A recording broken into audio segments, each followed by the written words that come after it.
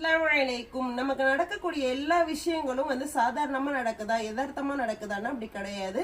அல்லாஹ் ஜல்ல ஷானஹு தஆலா படைப்புகளை படைக்கிறதுக்கு முன்னாடி லவ்ஹும் மஹ்ஃபூல் அப்படிங்கிற ஒரு கித்தாபை படைச்சுட்டா, அந்த கித்தாப்ல நம்ம வாழ்வு, நம்மளுடைய மரணம், நம்மளுக்கு நடக்கக்கூடிய இன்பம் துன்பங்கள், ஒருத்தவன் செல்வந்தன் ஆவானா ஏழை ஆவானா அப்படிங்கிற எல்லா விஷயத்தையும் அல்லாஹ் தீர்மானிச்சு வச்சுட்டான். சுப்ஹானல்லாஹ்.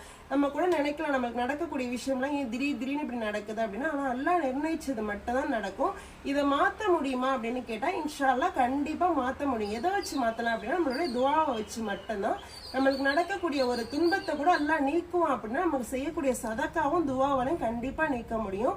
நம்ம விதியில ஒரு தப்பான விஷயம் இப்ப அல்லாஹ் எழுதியிருக்கான் அப்படின்னா அதை மாத்தி அமைக்க முடியுமா அப்படின்னா நம்ம துஆ செஞ்சுக்கிட்டே இருந்தோம்னா இன்ஷா அல்லாஹ் கண்டிப்பா அந்த விஷயத்தை அல்லாஹ் நம்மளுக்கு மாத்தி கொடுப்பான். உறுதியான ஈமானோடையும் இஹ்லாஸோடையும் நம்ம செய்யக்கூடிய துஆக்கு அல்லாஹ் அவ்வளவு மதிப்பை கொடுத்திருக்கான்.